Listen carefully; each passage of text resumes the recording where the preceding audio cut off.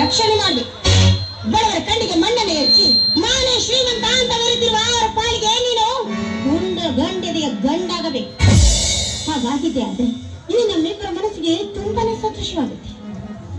ಹೊತ್ತಿಗೆ ಎಲ್ಲಿ ಮಕ್ಕಳಾದರೆ ನಮ್ಮ ಮೇಲಿನ ಪ್ರೀತಿ ಕಡಿಮೆ ಆಗುತ್ತಿದೆ ಅಂತ ಹೇಳಿ ಆ ಮಕ್ಕಳಾಗದ ಭಾಗ್ಯದಿಂದ ದೂರ ಇರುವ ನೀನು ನನ್ನ ಹತ್ತಿಗೆ ಅಲ್ಲಮ್ಮ, ನನ್ನ ಎತ್ತ ತಾಯಿನು. ಆಯ್ತು, ನೀವಿಬ್ಬರು ಹೇಳಿದ ಹಾಗೆ ಕೇಳ್ತೇನೆ. ನಿಮ್ಮ ಆಸೆಯನ್ನು ನೆರವೇರಿಸುತ್ತೇರಣ್ಣ. ರವಿ, ಆ ಶ್ರೀಮಂತ ಸತ್ಯಜಿತ್ತು ಬಡವರ ಮೇಲೆ ಮಾಡುತ್ತಿರುವ ಅನ್ಯಾಯ ಅಕ್ರಮಗಳನ್ನ ನನ್ನಿಂದ ನೋಡಲಾಗುತ್ತಿಲ್ಲ. ನೀನು ಅಂತವರಿಗೆ ತಕ್ಕ ಪಾಠ ಕಲಿಸಲೇಬೇಕು, ತಿಳಿಯುತ್ತೆ?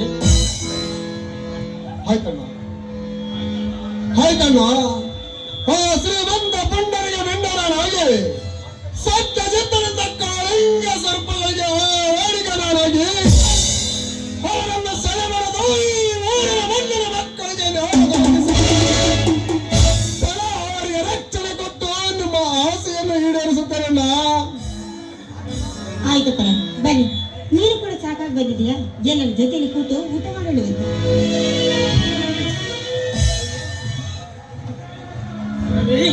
ರವಿ, ಬಾ ಪ್ರವೀಣ, ಸರಿಯಾದ ಸಮಯಕ್ಕೆ ಬಂದೆ. ಬಾ, ಊಟ ಮಾಡೋದು.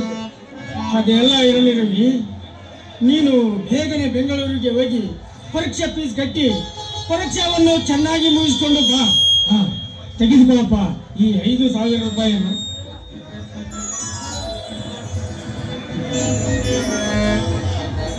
ಪ್ರವೀಣ, ನನ್ನ ಬಾಳಿನ ದೇವರ ಪಾಲಿದು ನಮ್ಮ ಕಷ್ಟದಲ್ಲಿ ಸಮಪಾಲು ತೆಗೆದುಕೊಳ್ಳುತ್ತಿರುವ ನೀನು ನನ್ನ ನರಳಲ್ಲೋ, ನನ್ನ ಪಾಲಿನ ದೇವರು ದಯ ನೀನು. ಎತ್ತ ಮಕ್ಕಳನ್ನೇ ಸರಿಯಾಗಿ ನೋಡಿಕೊಳ್ಳದ ತಾಯಂದಿರುವ ಈ ಜಗತ್ತಿನಲ್ಲಿ ಬೆಳೆದು ಇಷ್ಟು ದೊಡ್ಡವನಾದರೂ ತನ್ನ ಮಕ್ಕಳಂತೆ ನೋಡುತ್ತಿರುವ ಹತ್ತಿಗೆ ಹುಟ್ಟುತ್ತಲೇ ಅಣ್ಣ ತಮ್ಮಂದಿರು ಬೆಳೆಯುತ್ತಲೇ ದಯಾದಿಗಳು ಎಂಬ ಗಾದೆಯನ್ನು ಹಿಂದಕ್ಕೆ ನೂಕಿ ಈ ಅನಾಥನನ್ನು ತನ್ನ ಮನೆಯವನಿಗಿಂತ ಹೆಚ್ಚಾಗಿ ನೋಡಿಕೊಳ್ಳುತ್ತಿರುವ ಈ ಅಣ್ಣ ನನ್ನ ದೇವರಪ್ಪ, ದೇವರು. ಪ್ರವೀಣ, ನಿನ್ನಿಂದ ತುಂಬಾ ಉಪಕಾರವಾಯ್ತಪ್ಪ. ಆ ದೇವರು ನಿನ್ನನ್ನು ಚೆನ್ನಾಗಿಟ್ಟಲ್ಲಿ.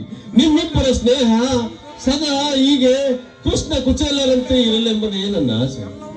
ಇದು ಯಾವ ದೊಡ್ಡ ಉಪಕಾರವನ್ನ ನಮ್ಮ ರವಿ ಇದನ್ನಲ್ಲ, ನಾಳೆ ಪೊಲೀಸ್ ಅಧಿಕಾರಿಯಾಗಿ ಬಂದ ಮೇಲೆ ನಮ್ಮನ್ನು ಚೆನ್ನಾಗಿ ನೋಡ್ತಾನೆ ಬಿಡೋಣ. ಹೌದು ಪ್ರವೀಣ, ನಮ್ಮಿಬ್ಬರಿಗೂ ಯಾವುದೇ ಕಷ್ಟ ಅಂತ ಬಂದರು ಅದನ್ನು ನಾವಿಬ್ಬರೇ ಸರಿಪಡಿಸಿಕೊಂಡು ನಮ್ಮಿಬ್ಬರ ಸ್ನೇಹ ಈಗ ಎಂದೆಂದು ಅಳಿಯದಂತೆ ನೋಡಿಕೊಳ್ಳಪ್ಪ. ನಿಮ್ಮಿಬ್ಬರ ಸ್ನೇಹದ ದೋಣಿ ಎಂದು ಕೂಡ ದಡಬಿಟ್ಟಿದೆ, ನಿರಂತರವಾಗಿ ಸಾಗ್ತಾ ಇದೆ. ಈ ನಿಮ್ಮ ಸ್ನೇಹ ಇಡೀ ಜಗತ್ತಿಗೆ ಮಾದರಿಯಾಗಿರಬೇಕು ಅನ್ನೋದೇ ನನ್ನ ಆಸೆ. ಅಣ್ಣ, ಹೌದು, ನಮ್ಮ ಜಮೀನಿನ ವಿಚಾರ ಏನಾಯ್ತಣ್ಣ? ಪ್ರವೀಣ, ಆ ಶ್ರೀಮಂತ ಸತ್ಯಜಿತ್ ನನ್ನನ್ನು ಅವರ ಮನೆಗೆ ಕರೆಸಿಕೊಂಡು ನಿಮ್ಮ ಜಮೀನನ್ನು ಬಿಟ್ಟು ಕೊಡಿ, ನೀವು ಕೇಳಿದಷ್ಟು ಹಣ ಕೊಡುತ್ತೇನೆಂದು ಹೇಳುತ್ತಿದ್ದಾನೆ. ಅದಕ್ಕೆ ನಾನು ನನ್ನ ತಮ್ಮಂದಿರನ್ನೇ ಒಂದು ಮಾತು ಕೇಳಿಕೊಂಡು ತಿಳಿಸುತ್ತೇನೆ ಎಂದು ಹೇಳಿ ಬಂದಿದ್ದೇನೆ.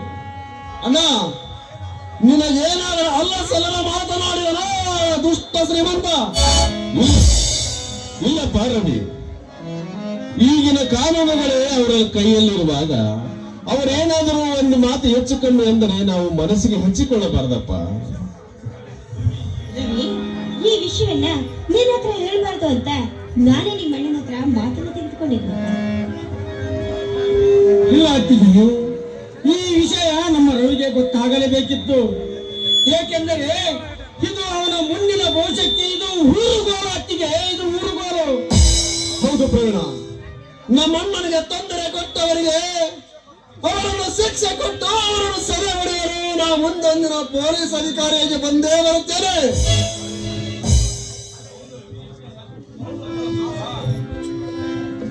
ಹೌದು, ಆ ಸತ್ಯದಿಂದ ಅವನಂತ ಪಾಪಿ ಈ ಜಗತ್ತಿನಲ್ಲಿ ಬೇರೆ ಯಾರು ಇಲ್ಲ.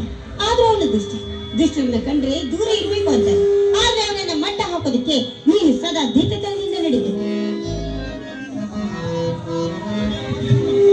ರವಿ, ಈ ವಿಷಯವನ್ನು ನೀನು ಏನು ಮನಸ್ಸಿಗೆ ಹಚ್ಚಿಕೊಳ್ಳೋಕೆ ಹೋಗಬೇಡ. ನೀನು ಬೆಂಗಳೂರಿಗೆ ಹೋಗಿ ಪರೀಕ್ಷೆಯನ್ನು ಚೆನ್ನಾಗಿ ಮುಗಿಸಿಕೊಂಡು ಬಾ.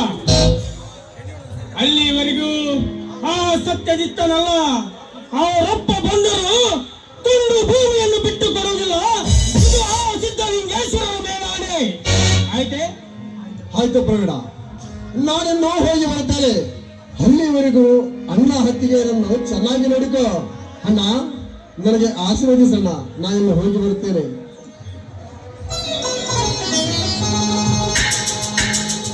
ಇದರಲ್ಲಿ ಹೇಳಪ್ಪ ರವಿ, ಆ ದೇವರು ನಿನ್ನನ್ನು ಚೆನ್ನಾಗಿಟ್ಟಲ್ಲಿ.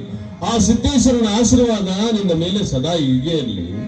ಸಿದ್ದೇಶ್ವರ, ನಮ್ಮ ಸಂಸಾರ ಹೀಗೆ ಎಂದೆಂದಿಗೂ ನಗನಗುತ್ತಾ ಸಾಗಲಿ ಎಂದು ಆ ದೇವರಲ್ಲಿ ನಾವು ಬೇಡಿಕೊಳ್ಳುತ್ತೇವೆ. ನಮ್ಮ